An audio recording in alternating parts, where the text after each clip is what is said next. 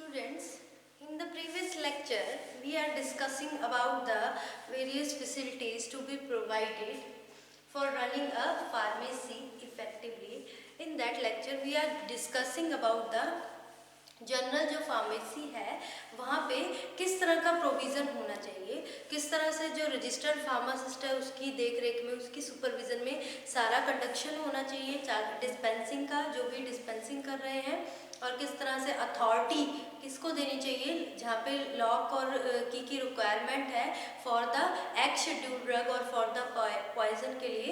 उसके बाद जो जितना भी सारा जो प्रोसेस होता है, रिकॉर्ड जो मेंटेन होता है, उस रिकॉर्ड में, उस रजिस्टर में क्या क्या एंट्रीज होनी चाहिए। सबसे पहले तो वहाँ पे जो भी सीरियल नंबर है, serial number of the entry, सबसे पहले serial number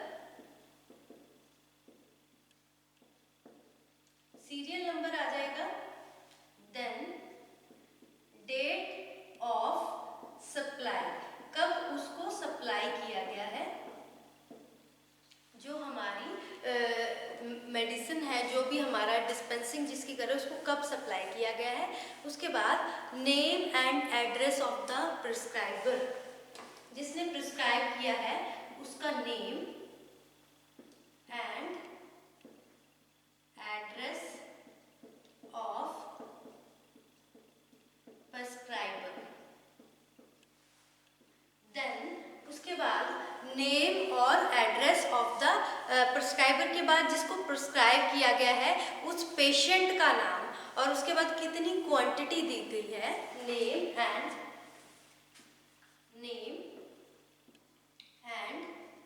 address of patient, quantity, कितनी क्वांटिटी उसको सप्लाई की गई है, ये भी उस रजिस्टर में मेंशन किया जाता है, उस रजिस्टर में लिखा जाता है। और इन केस ऑफ जो शेड्यूल एच में आती हैं या फिर एक्स में आ जाती हैं, उसमें मैन्युफैक्चरर का नाम विद देयर बैच नंबर और expiry date. In case of schedule X drugs के केस में क्या आ जाएगा, इसमें name of manufacturer, name of manufacturer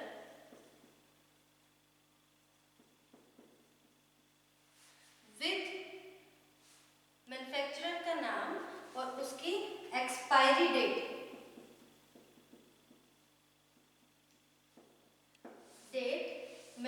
जो मेडिसिन है उसकी एक्सपायरी डेट आ जाएगी, एक्सपायरी डेट भी उसमें मेंशन होगी। सो ये पार्टिकुलर्स होते हैं, और इसमें सिग्नेचर भी आ जाते हैं ऑफ द रजिस्टर्ड फार्मासिस्ट जिसकी सुपरविजन में जो मेडिसिन है वो सप्लाई की गई है। तो इसमें और क्या आ जाएगा, सिग्नेचर ऑफ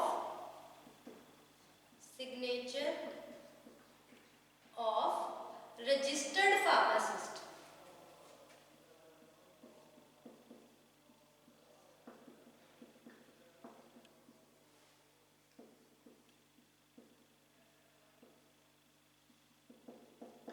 रजिस्टर्ड फार्मासिस्ट जिसकी सुपरविजन में क्या सप्लाई की गई है, मेडिसिन।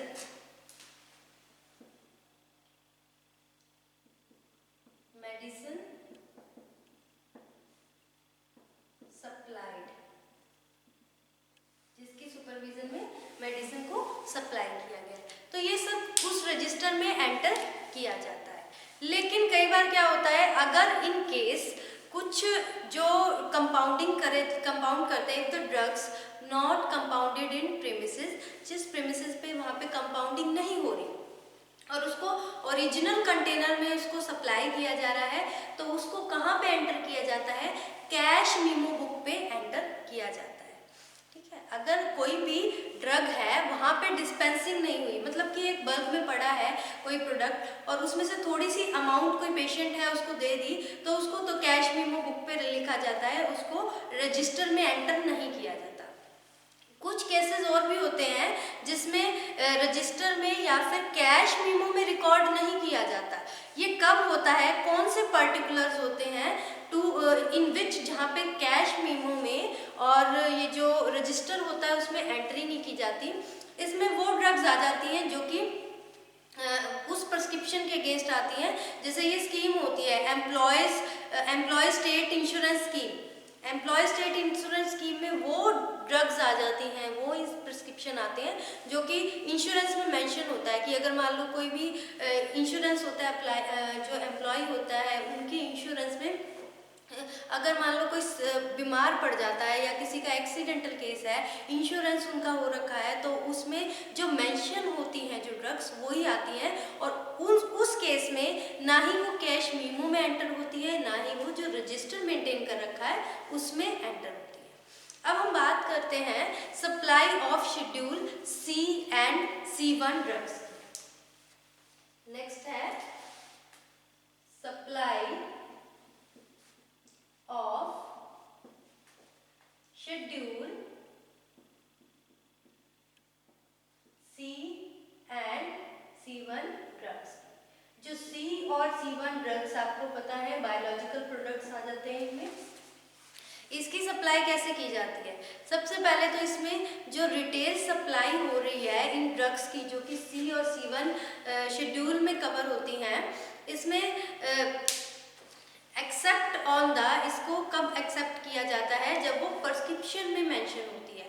ऐसा नहीं कि कोई भी जाकर कहेगा कि ये चीज़ हमें अवेलेबल कर दो तो ये मेडिसिन अवेलेबल नहीं होगी जब तक रजिस्टर्ड मेडिकल प्रैक्टिशनर उसको प्रिस्क्रिप्शन में नहीं लिखता तब तक। उसके बाद इसमें क्या होता है, उसको रिकॉर्ड किया जाता है। जो भी सप्लाई किया है ना, जो जिस टाइम सप्लाई किया जाता है उसी टाइम रिकॉर्ड किया जाता है, recorded at the time of supply. Recorded, उसका रिकॉर्ड रखा जाता है at the time of supply. जब उसको सप्लाई किया गया है टू पेशेंट उसी टाइम उसको क्या किया जाता है, रिकॉर्ड कर लिया जाता है। अब इसमें रजिस्टर बनाए जाते हैं।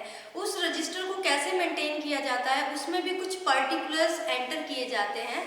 सबसे पहले तो रजिस्टर, क्योंकि इसमें कैश मीमो भी आ जाता है और रजिस्टर भी आ जाता है। रजिस्टर में क्या एंट्री होती है? इन रजिस्टर, रजिस्टर वो मेंटेन किया जाता है। कौन मेंटेन करता है? रजिस्टर्ड फार्मासिस्ट उसको मेंटेन करता है। अब इसमें क्या एंट्रीज होती हैं? सबसे पहली एंट्री इसमें ये आ जाती है, that is serial number of the entry. ये सब आ जाएगा, इसमें भी सीरियल नंबर आ गया, सीरियल नंबर। उसके बाद after serial number date of supply, name of and address of the purchaser.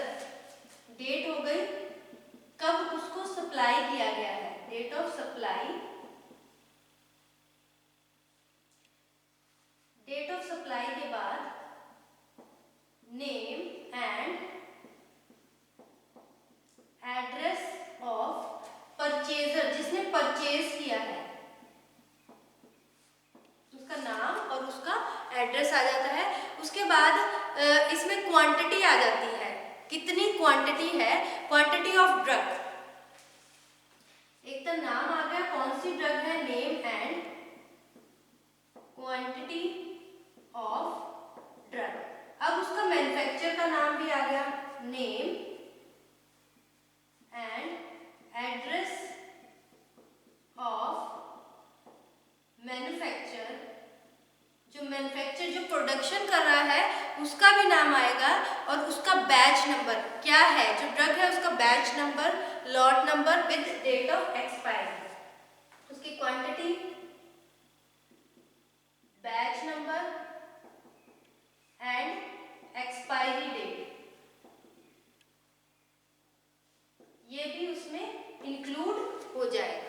ये सब कुछ मेंशन हो जाएगा। उसके बाद लास्ट में सिग्नेचर आएंगे उस पर्सन के जिसकी सुपरविजन में वो ड्रग सोल्ड की गई है, आगे सेल की गई है, उसके सिग्नेचर आएंगे लास्ट में। सिग्नेचर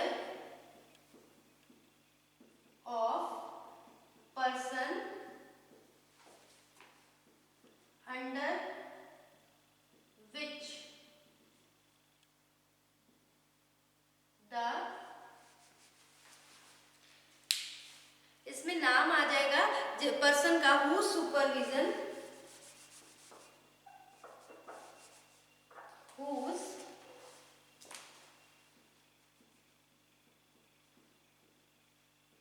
supervision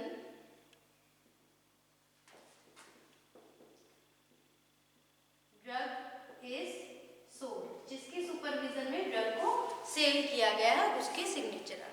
ये तो हो गया हमारा रजिस्टर के अंदर। अगर हम बात करें कैश मीमो में, कैश मीमो में भी सारे पर्टिकुलर्स सेम आ जाएंगे। In the case of cash memo, in cash memo book, अब उसमें भी ये जो पर्टिकुलर्स हैं ये सब सेम आ जाएंगे, 1 2 3 4 5 6। इसमें ये सारे पार्टिकुलर्स जो सीरियल नंबर है ये सब सेम आ जाएंगे। बट इसमें ये आ जाएगा कि जो कैश मीमो है उसकी कार्बन कॉपी, एक जो लाइसेंसी यानी रजिस्टर्ड फार्मासिस्ट है जिसके पास लाइसेंसी है वो उसको मेंटेन करके रखेगा, उसकी कार्बन कॉपी होगी, ऐसा नहीं होगा। पर्टिकुलर्स इसके भी सारे सेम होंगे। ये तो हो गई शेड्यूल, जो ड्रग्स शेड्यूल सी और C1 में आ जाती हैं। उसके बाद नेक्स्ट हमारा आता है supply of drugs which comes under the schedule x.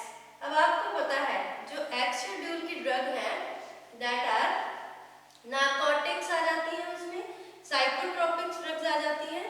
तो उसकी सेल के लिए क्या प्रोविजन है आगे?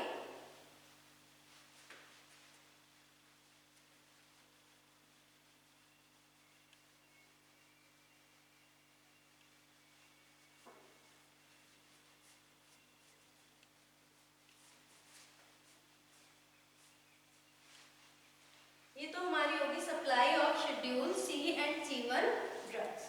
नेक्स्ट हम करते हैं supply of schedule X drugs.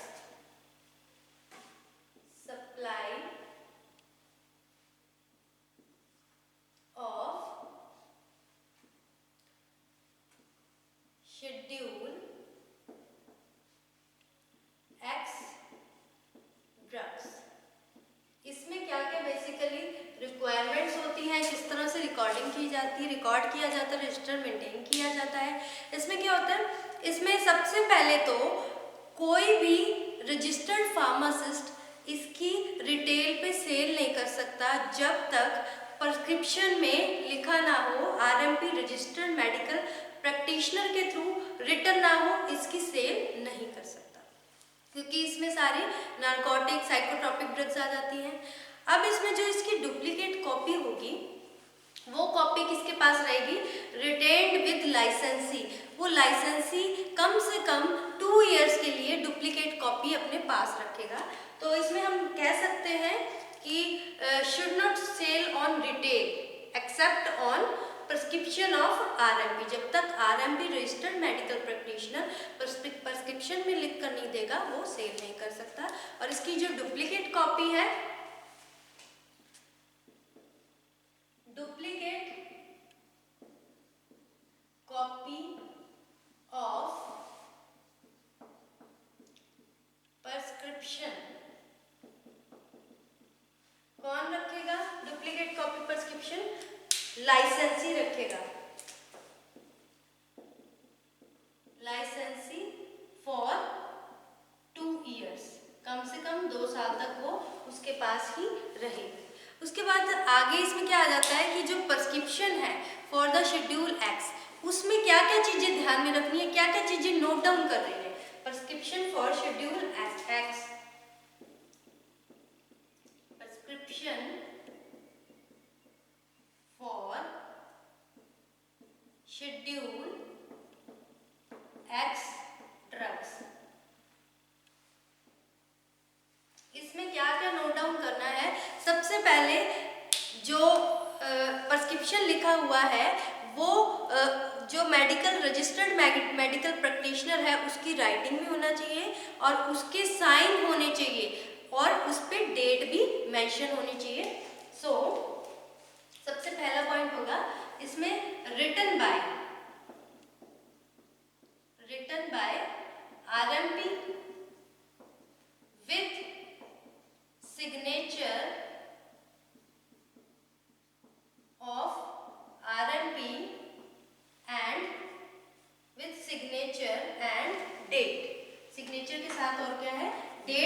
Mention होनी चाहिए कि कब उसने वो प्रिस्क्रिप्शन लिखा है। सबसे पहले तो ये चीज उसको नोटिस करने की, ये लिखा है कि नहीं। उसके बाद specify the name and address of owner, name and address of owner, जो कि प्रिस्क्रिप्शन लेकर गया है उसका नाम और एड्रेस होना चाहिए। अगर पेशेंट कोई एनिमल है तो उसका भी नाम उसमें होना चाहिए। उसके बाद टोटल अमाउंट, कितनी अमाउंट है, क्योंकि एक्स में क्या आ जाती है, नार्कोटिक ड्रग्स आ जाती है, साइकोट्रोपिक सब्सटेंस आ जाते हैं। सो अमाउंट और क्वांटिटी ऑफ मेडिसिन,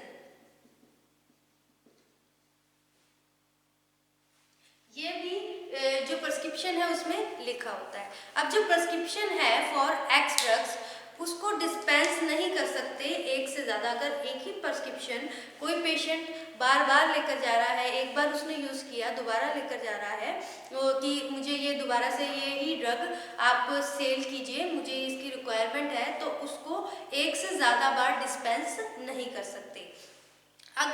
लेकिन अगर इन केस ऑफ जो प्रिस्क्राइबर है उसकी डायरेक्शन है कि आप इसको उसने डेट लिखी, सिग्नेचर किए कि हाँ यही सेम प्रिस्क्रिप्शन है, इसको फॉलो करना है, और वो रजिस्टर्ड फार्मासिस्ट के पास लेके जा रहा है, तो वो उसको उस टाइम डिस्पेंस कर सकता है।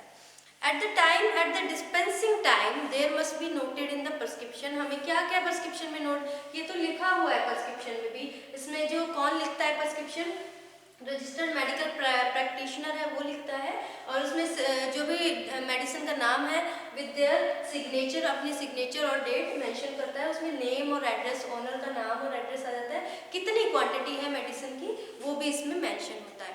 अब इसमें जो भी रजिस्टर्ड फार्मासिस्ट के पास अब पेशेंट है वो लेकर आया, तो उसमें क्या क्या चीज़ नोट की जाएगी। सबसे पहले प्रिस्क्राइबर जिसने वो ड्रग प्रिस्क्राइब की है उसका नाम है या नहीं है। उसके बाद नेम के बाद प्रिस्क्राइबर का जो जिसने सेल किया है उसका एड्रेस ऑफ द सेलर, ये भी चीज़ नोटिस करने वाली है। उसके बाद डेट ऑफ डिस्पेंसिंग, कब उसको डिस्पेंस किया गया है। सो ये सारे फैक्टर्स ये ध्यान में रखने वाले हैं। एक प्रिस्क्रिप्शन को जब हम देखते हैं उसमें ये सब चीज़ें मेंशन होनी चाहिए। अब बात करते हैं कि स्टोरेज की। अगर हम शेड्यूल एक्स ड्रग्स की बात करें, इसकी स्टोरेज की बात करें, तो इसको स्टोर किया जाता है इस तरह के कपबोर्ड्स में जहाँ पे लॉक और की का प्रोविज़न हो, क्योंकि ये ड्रग्स आ जाती हैं, साइकोट्रोपिक ड्रग्स आ जाती हैं, इसका मिसयूज़ ना हो, इसलिए इसको लॉक और की कपबोर्ड में इसको स्टोर किया जाता है। और इसको हैंडल कौन करता है, असेस कौन करता है, एक रिस्पॉन्सिबल पर्सन इसको हैंडल करता है। ऐसा नहीं कि कोई भी वर्कर है वो इसको उसकी की उसके पास है, नहीं, इसकी जो अथॉरिटी है एक रजिस्टर्ड फार्मासिस्ट को होती है, जो कि रिस्पॉन्सिबल होती है। एक पर्टिकुलर पर्सन है, उसकी ड्यूटी लगा दी जाती है, वही रिस्पॉन्सिबल होता है, वो इसको हैंडल करता है। ऐसा नहीं कि हर तरह का पर्सन उसको हैंडल कर रहा है। उसके बाद इसमें क्या होता है, अब इसका जो रजिस्टर्ड जो भी रिकॉर्ड होता है, जो एक तो हमारी जो शेड्यूल सी और C1 ड्रग्स आ गई, इसको तो हम जिस रजिस्टर में मेंटेन कर रहे हैं, ठीक है, और उसको भी अगर उस रजिस्टर में मेंटेन कर रहे हैं तो उसके लिए सेपरेट पेजेस हैं, अलग अलग ड्रग्स के लिए अलग अलग पेजेस उसमें अलॉट कर रखे हैं। फिर उसके बाद इसमें पर्टिकुलर्स क्या क्या देखे जाते हैं, किस तरह के पर्टिकुलर्स की एंट्री की जाती है। इसमें वही पर्टिकुलर्स आते हैं, एक तो डेट ऑफ परचेज भी, कब उसको परचेज किया गया है, कितनी क्वांटिटी वो रिसीव की गई है। इसमें पर्टिकुलर जो हम एंट्री करते हैं कि जो शेड्यूल एक्स में ड्रग्स आ जाती हैं, तो उसमें आ जाता है सबसे पहले क्या क्या चीजें भी, कब वो परचेज की है, डेट ऑफ परचेज,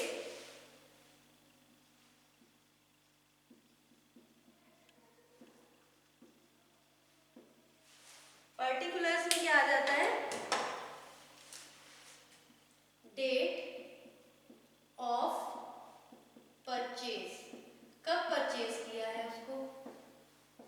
उसके बाद कितनी उसमें क्वांटिटी कितनी रिसीव हुई है, quantity received, quantity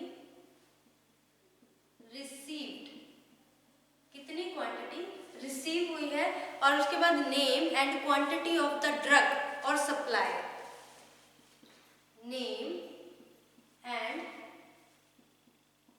quantity of drug, name of supplier। तो ये सब चीजें उसमें जो रिकॉर्ड होता है, ये सब पार्टिकुलर्स उसमें मेंशन किए जाते हैं अबाउट द जो भी शेड्यूल एक्स की ड्रग्स है। तो इसमें तो शेड्यूल एक्स की ड्रग्स हो गई। उसके बाद जो नेक्स्ट आ जाता है हमारा, अगर हम स्टोरेज बात करते हैं, स्टोरेज ऑफ वेटनरी प्रोडक्ट, जो वेटनरी यानी जो एनिमल्स के लिए यूज़ होती हैं, उसमें क्या होता है, उसके लिए अलग से कपबोर्ड बने हुए हैं, उनके अंदर उसको स्टोर करना है।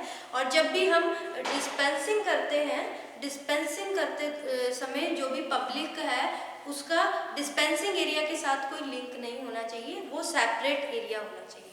सो this is about the various जो कि इसमें फैसिलिटीज हम डिस्कस कर रहे थे, which is to be provided to running the pharmacy efficiently.